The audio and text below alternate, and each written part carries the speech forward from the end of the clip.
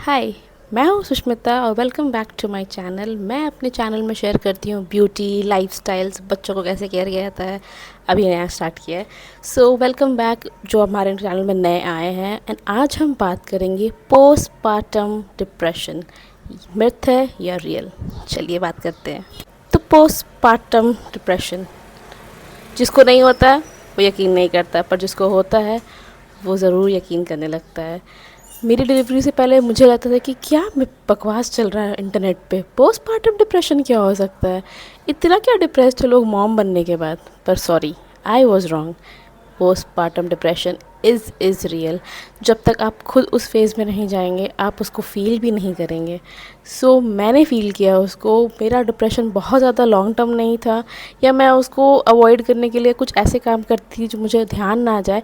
पर it is real. ये कोई मिथ नहीं है, कोई भी बकवास नहीं है जो इंटरनेट पे कह रहे हैं। लोगों को साल साल भर रह जाता है डिप्रेशन, लोगों को 2 साल 3 साल उस डिप्रेशन से निकलने में रह जाता है। रीज़न्स क्या है? बहुत सारे रीज़न्स हैं। पहले रीज़न से बात करते हैं, फिर इसके सॉल्यूशन का बात करेंगे। पहले हम बात करेंगे मेन रीज़न्स क्या होते हैं डिप्रेशन के, एंड इसको सॉल्व कैसे करते हैं, ओवरकम कैसे करते हैं, मैं ये भी बताऊंगी आपको।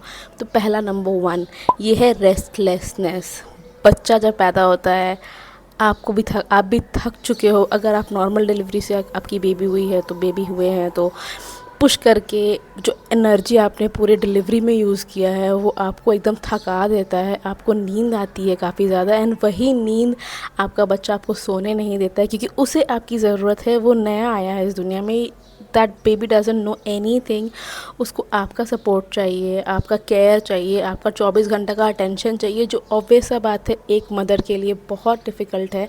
इवन इफ़ वो नॉर्मल डिलीवरी हो या सिजेरियन हो। सिजेरियन होने पे क्या होता है कि आप खुद रिकवर कर रहे होते हो उतने सारे स्टिचेस और कट से कि आप बच्चों पे ध्यान नहीं दे पाते हो। तो ये आपको एक रेस्टलेस फेज़ में ले जाता है जहाँ आपको आराम नहीं मिलता है, जहाँ आपको लगता है कि मैं सो नहीं पा रही हूँ, मैं खा नहीं पा रही हूँ, जिसकी वजह से आप अपने आप को डिप्रेस्ड फील करना शुरू कर देते हैं। सेकेंड, बच्चा का फीडिंग। जब न्यूबॉर्न होता है आपको इतने सारे टारगेट्स अचीव करने होते हैं कि बच्चा का वेट बढ़ रहा हो, क्योंकि इनिशियल के 2 स्टेज 2 दिन 3 दिन बच्चा का वेट गिरता है। उसके बाद बच्चा का वेट बढ़ना चाहिए। बच्चा का वेट बढ़ाने के लिए you need to feed that baby after 2 hours, every 2 hours. हर 2 घंटे पे उठ के बच्चे को दूध पिलाना। वो रात को सोएगा नहीं, खिन करेगा, रोएगा। आप उसको उठोगे, देखोगे, आप बच्चा सो जाएगा, लेकिन बच्चों बच्चों जैसी नींद हमारी नहीं होती कि हम बेड पे पड़े और सो गए। आपको चैन की नींद नहीं मिलेगी। चैन की नींद नहीं मिलने से आप चिड़चिड़ाहट हो आपको होगा, आप डिप्रेस्ड हो जाओगे कि मैं सो नहीं पा रही हूँ, मैं खा नहीं पा रही हूँ। ये होता है second reason. Feeding time for the baby is going to depress you a lot. Number 3, family support. Family support आपके इस क्रूशियल टाइम में बहुत इम्पॉर्टेंट है, पर बहुत लोग को नहीं मिलता है, एंड जिसकी वजह से वो डिप्रेस्ड हो जाते हैं क्योंकि फैमिली की एक्सपेक्टेशंस आपसे इतने ज़्यादा बढ़ जाते हैं कि आप माँ बन गई हैं तो आपको ये करना चाहिए, आपको वो करना चाहिए, ये करो वो करो, मेरा भी ध्यान रखो, बच्चा का भी ध्यान रखो। जो कि एक औरत के लिए 40 डेज़, स्पेशली 40 डेज़ शुरुआत के पॉसिबल नहीं है, क्योंकि 40 डेज़ आपको 15-15-15 रूल फॉलो करना होता है। 15 डेज़ बेड पे, 15 days on sofa, 15 days on chair. ये रूल मैं आपको कभी और वीडियो में एक्सप्लेन करूँगी क्या है ये। पर हाँ, फैमिली सपोर्ट बहुत इंपॉर्टेंट होता है, पर बहुत लोगों को नहीं मिलता है, जिसकी वजह से वो डिप्रेस्ड हो जाते हैं। क्योंकि हर दिन कोई ना कोई नया मेंबर उठ के बोलेगा कि तुम बच्चे के साथ ये नहीं कर रही हो, तुम बच्चे के साथ वो नहीं कर रही हो, तुम्हें बच्चे के साथ वैसा करना चाहिए, तुम्हें वैसा करना चाहिए। तो ये एक मॉम को डिप्रेस कर देता है। वो ऑलरेडी एक बहुत लाइफ चेंजिंग फैक्टर से गुज़र रही है, लाइफ चेंज हो गया उसका। वो बीवी से माँ बन गई हैं, और माँ बनने के बाद उसको खुद को नहीं पता कि उसको क्या करना चाहिए। और instead of being a guide to her, आप उसको धीरे एक टोचन दे रहे हो, एक लेक्चर दे रहे हो कि तुमको तो ये नहीं आता, तुम्हें वो नहीं आता है, तुमने तो नॉर्मल डिलीवरी से किया है, सिजेरियन वालों को ज़्यादा दिक्कत है, तुमने तो सिजेरियन से डिलीवरी किया है, नॉर्मल वालों को ज़्यादा दिक्कत है।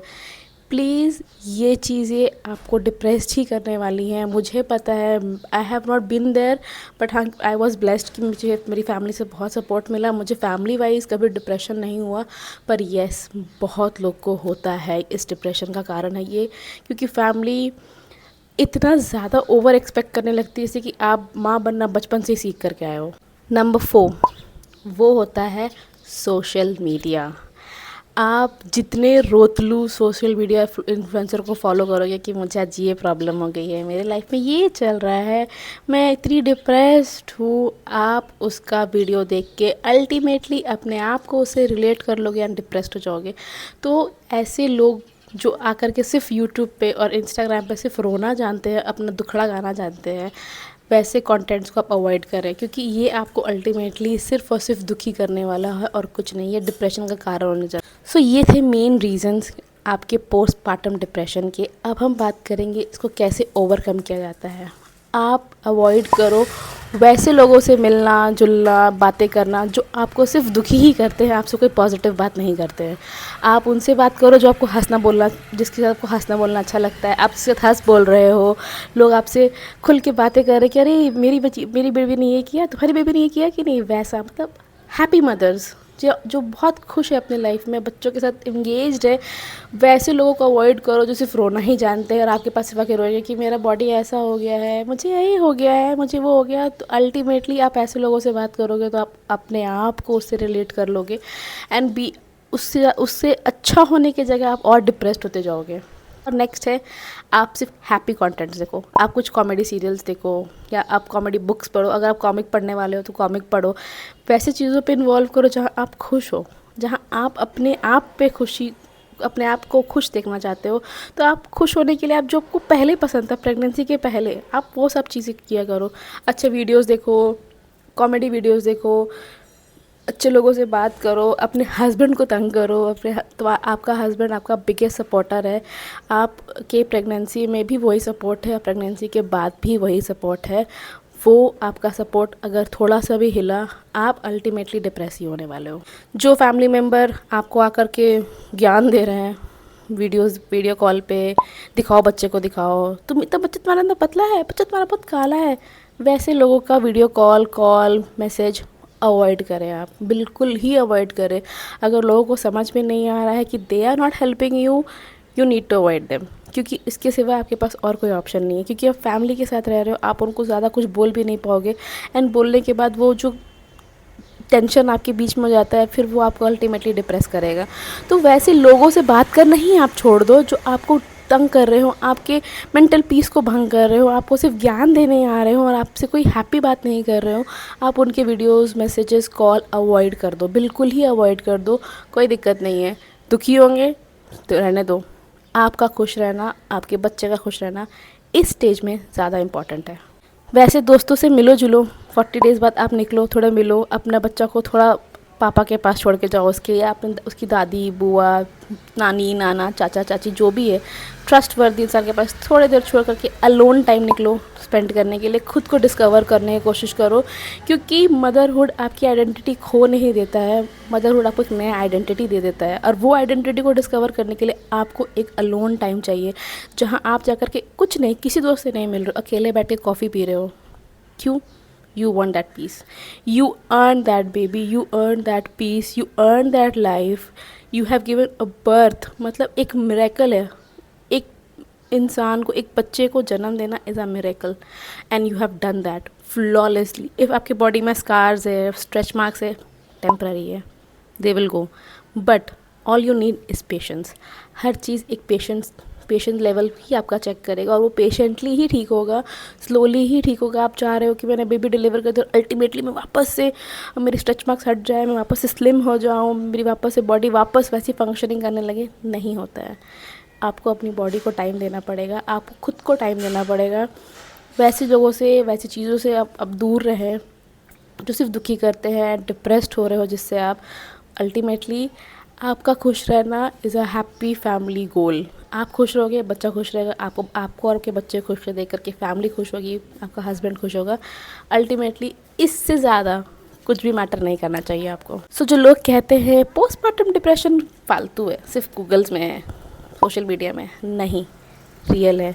जब तक आप उसको फेस नहीं करते हो, आपको समझ में नहीं आएगा। जब आप कभी अपना पोस्टमार्टम डिप्रेशन किसी को बता रहे हो एंड सामने वाला को लग रहा है कि है ये तो बिना मतलब का सिर्फ सोशल मीडिया वाली बातें कर रही है, ऐसा कुछ नहीं होता है, ये सब ऐसा थोड़ी कुछ होता है। स्पेशली मेन, वो नहीं समझेंगे, क्योंकि वो लाइफ में कभी नहीं समझेंगे, क्योंकि वो ऐसा फेज़ में गुजरेंगे कभी नहीं।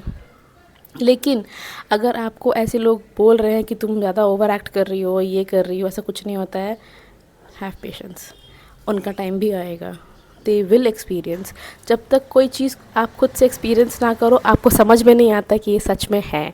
मुझे भी नहीं हुआ था। मेरा पोस्टमार्टम डिप्रेशन बहुत शॉर्ट टर्म था, क्योंकि I am a happy go girl. मैं बहुत दिन तक मैं लड़ूंगी, झगड़ूंगी, सब कुछ करूँगी, लेकिन बहुत दिन तक उसको खींच करके रख नहीं सकती। मैं I let it go, I let it go and I live in the with the flow. मैं जीना सीख जाती हूँ, मैं रहने लगती हूँ। आपको भी वो सीखना पड़ेगा, टेंडेंसी टू लेट गो। लोग आएंगे, ज्ञान देंगे, सुनना है, यहाँ से निकाल देना है, क्योंकि आपके बच्चे के लिए क्या अच्छा है, आपके लिए क्या अच्छा है, आपके और आपके हस्बैंड के सिवाय कोई नहीं जानता है और कोई नहीं कर सकता है। सिंपल सा बात है। आप सुनो सब, लेकिन करना आपको अल्टीमेटली, क्योंकि जब आप पे पड़ती है कोई हेल्प करने नहीं आता है। It's only you and your husband left, जब आपको अपने बच्चे का ध्यान रखना होता है। इसलिए कोई आके बोले कि ये करो वो करो, सुन लो, एडवाइस सुन लो, क्योंकि आप डिसरिस्पेक्ट नहीं कर सकते, आप सुन लो। पर ज़रूरी नहीं है कि आप सुन लोगे तो उसको आपको करना ही है, ठीक है। इट्स नॉट कि आपको करना है। कोई आ करके आपको नहीं सिखाया कि आपको पेरेंट कैसे बनना है।